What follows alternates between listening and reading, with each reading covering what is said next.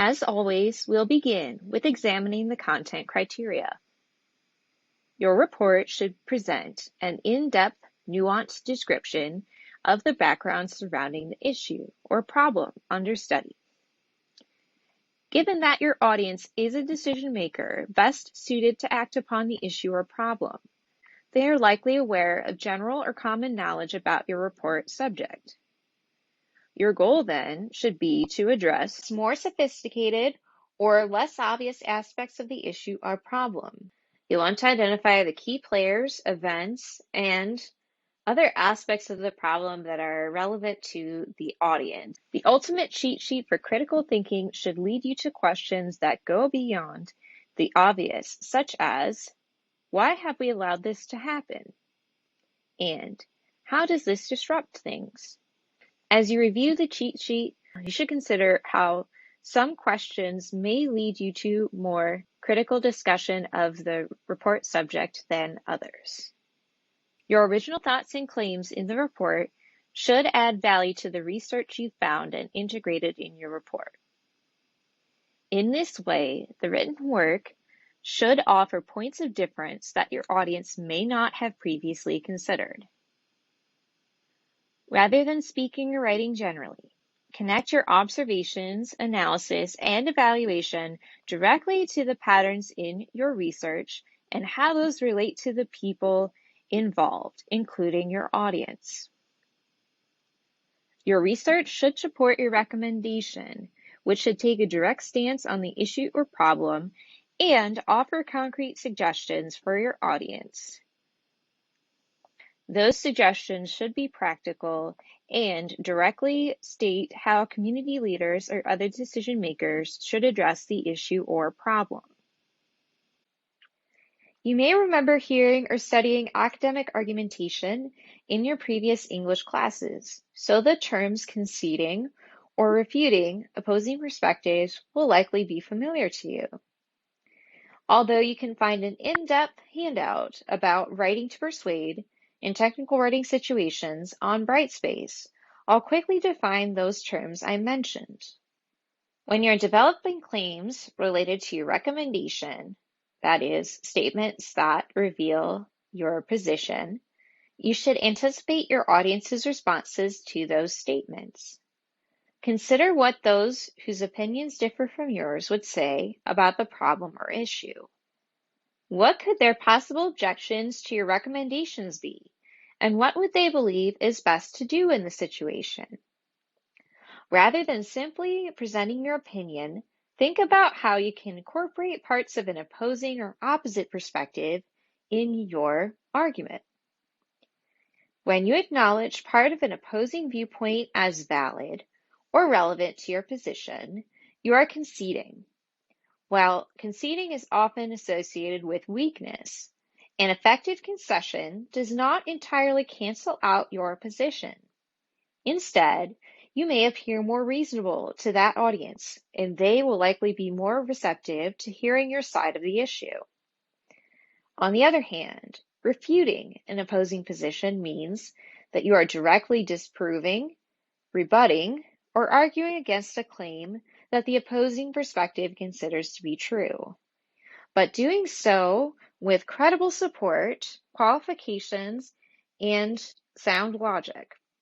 You should be extremely careful to avoid pitfalls in argument, such as name-calling, exaggerating, or mischaracterizing others' positions in any way. In this way, you should consistently present accurate statements and claims. You want to avoid logical fallacies, several of which I mentioned earlier. In this case, ad hominem, or name-calling, false cause or exaggeration, straw person, and other forms of mischaracterizing others' positions. Now let's look at application. First, you'll want to incorporate and accurately represent the full range of perspectives surrounding the issue or problem.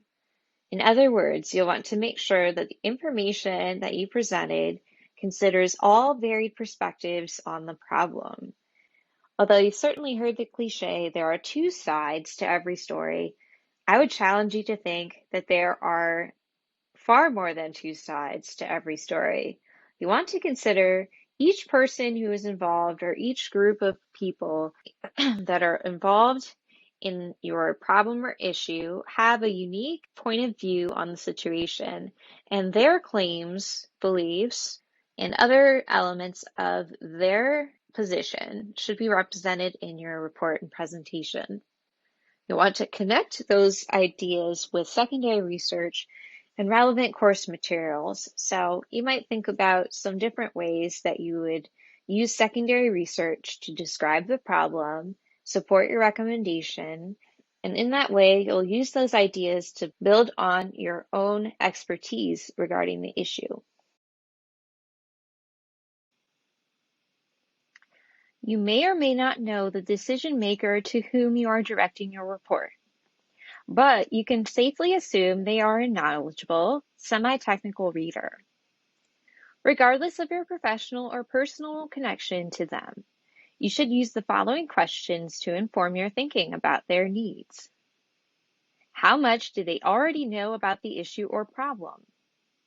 As I mentioned earlier, you should spend more time discussing less obvious aspects of the report subject. What are their goals and expectations for their business and the situation surrounding the report subject? How will you present your recommendations so that you're accounting for their goals and expectations? What do they consider to be their bottom line, and which benefits of your recommendation are most appealing to them?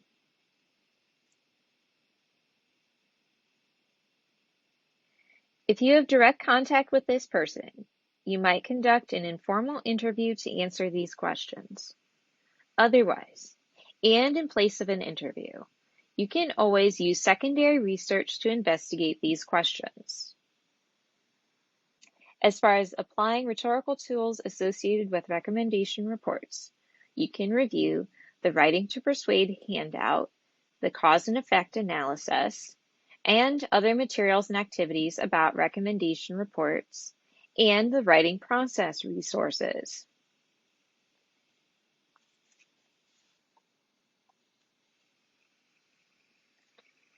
As far as arrangement, you should ensure that you begin with a quick overview of the report's contents and purpose. The formatting template contains exact prompts for how to frame the first paragraph, but the purpose of the report, in other words, to inform the reader of a specific problem or multiple problems, and persuade them to adopt a particular course of action.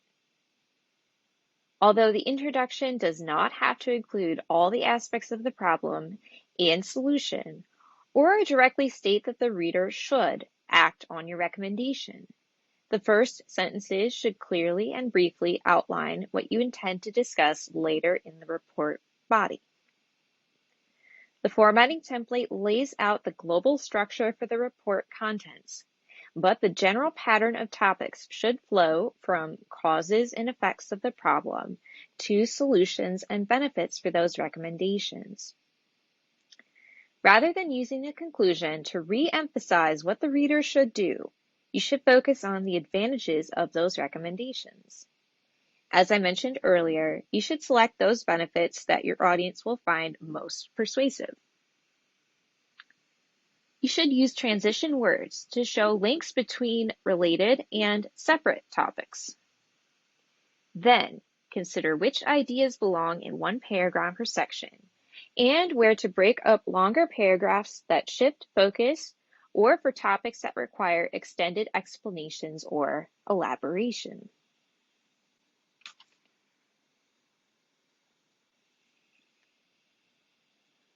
Although your purposes for writing this report differ from previous ones, your language choices should still convey accurate terminology and information about your report subject.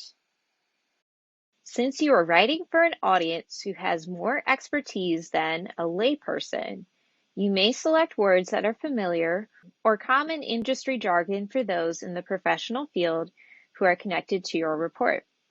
Although you should keep terms for your subject consistent, when possible, You should avoid reusing or repeating related verbs, adjectives, adverbs, and other parts of speech.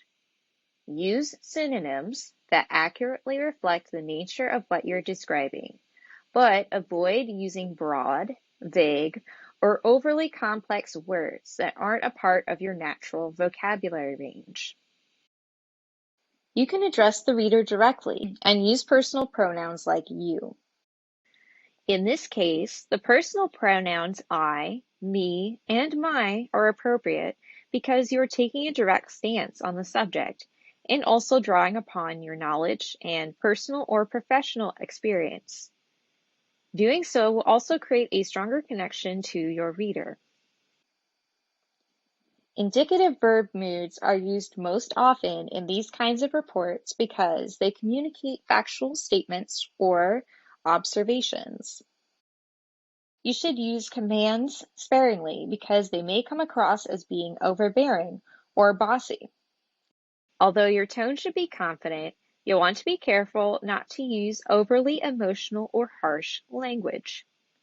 Doing so will likely come across as though you are too involved in your own feelings and judgments on the subject to consider how your audience and others may perceive it.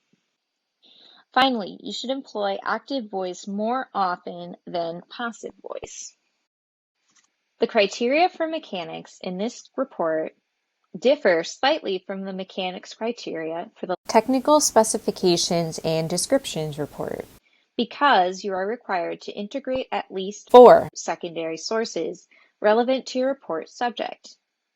You should ensure that all quotations, summaries, and paraphrases include in-text citations and a references entry in the complete list as the final part of the report.